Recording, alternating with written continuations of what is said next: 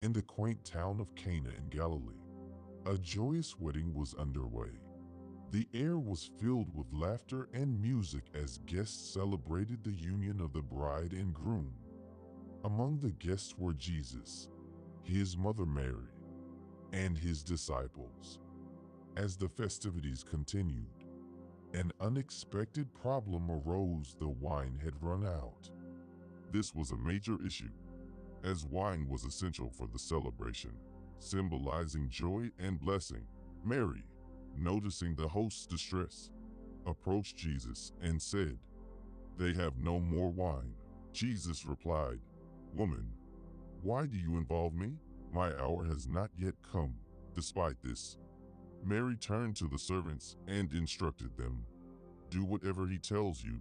Jesus then directed the servants to fill 6 large stone jars with water, each holding 20 to 30 gallons. The servants filled them to the brim, puzzled by Jesus' instructions. Jesus then said, "Now draw some out and take it to the master of the banquet." The servants complied, and as they did, the water had miraculously turned into wine. The master of the banquet tasted the water that had been turned into wine, unaware of its origin. He called the bridegroom aside and said, "Everyone brings out the choice wine first, and then the cheaper wine after the guests have had too much to drink. But you have saved the best till now." This miracle, turning water into wine, was Jesus' first public sign of his divine power. It revealed his compassion for the hosts and his willingness to intervene in human affairs. The disciples who witnessed this were filled with awe and began to believe more deeply in him. The celebration continued, now with an abundant supply of the finest wine, and the guests never knew the crisis they had narrowly averted. After the joyous wedding at Cana, word of Jesus' miraculous power began to spread. As Jesus continued his journey, a desperate father sought him out, hoping for a miracle of his own. In the bustling town of Capernaum, a nobleman faced a dire crisis. His son was gravely ill, teetering on the brink of death. The nobleman, hearing of Jesus' miraculous powers, decided to seek him out. He traveled to Cana, where Jesus was staying, driven by desperation and hope.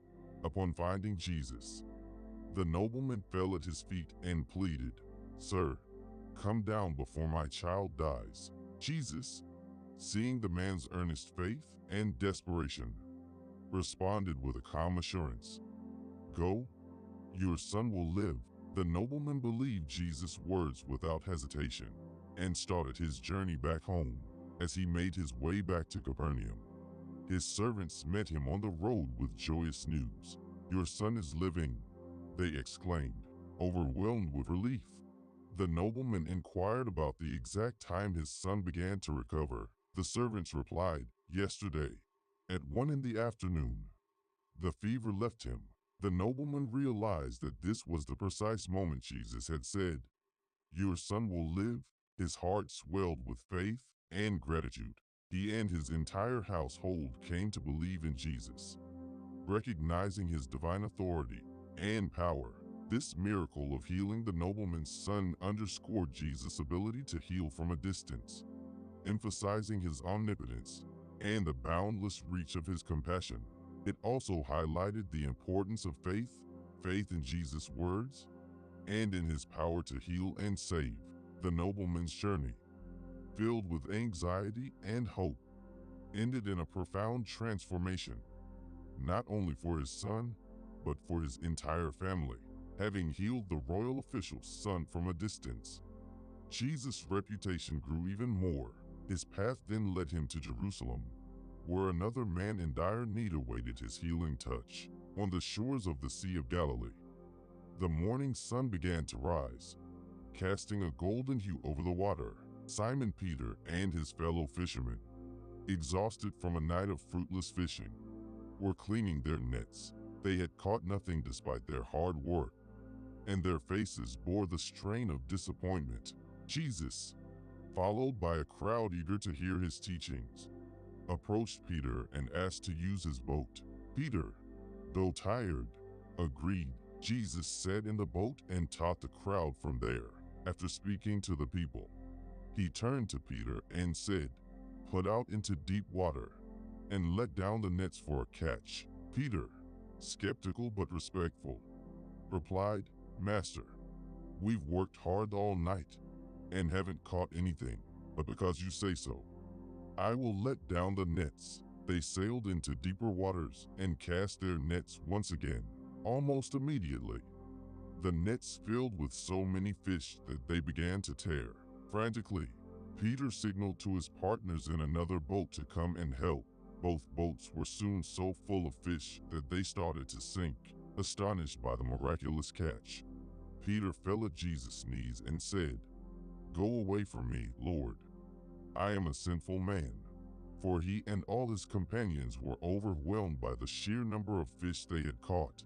Jesus looked at Peter and said, "Don't be afraid. From now on you will fish for people." When they brought their boats to shore, Peter and his companions left everything behind and followed Jesus. This miracle not only demonstrated Jesus' power over nature, but also symbolized the abundance and fulfillment that comes from following him.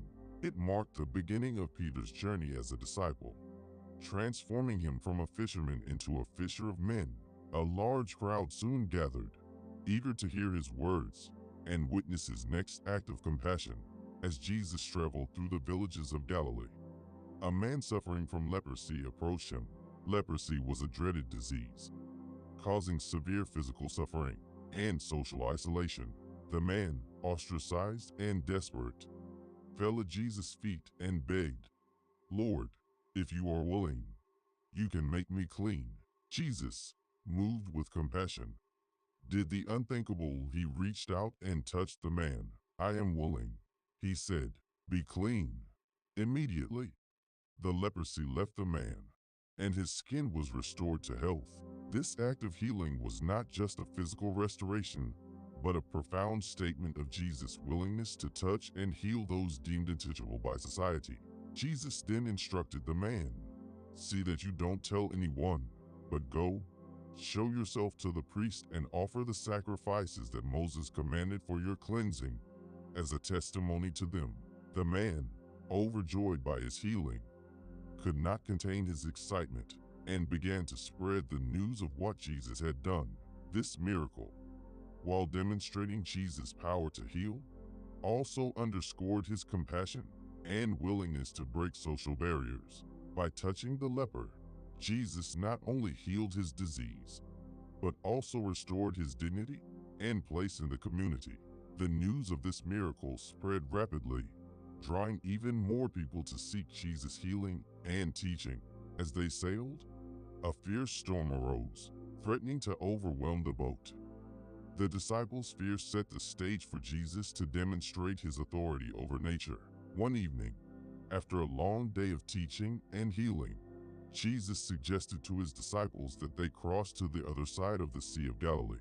They left a crowd behind, got into a boat, and set out.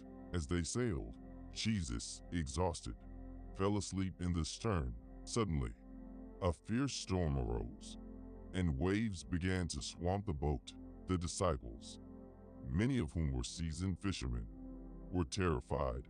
They did everything they could to keep the boat from capsizing, but the situation grew dire.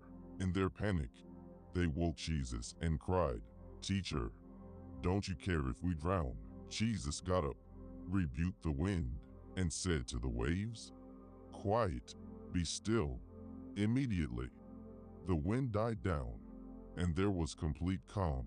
The transformation was so sudden and so profound that the disciples were left in awe. Jesus turned to them and asked, "Why are you so afraid? Do you still have no faith?" The disciples were filled with great fear and said to each other, "Who is this? Even the wind and the waves obey him." This miracle of calming the storm not only demonstrated Jesus' authority over the natural world, but also served as a lesson in faith for his disciples. In the midst of their fear and doubt, Jesus showed that he was in control, capable of bringing peace and calm in the most chaotic situations.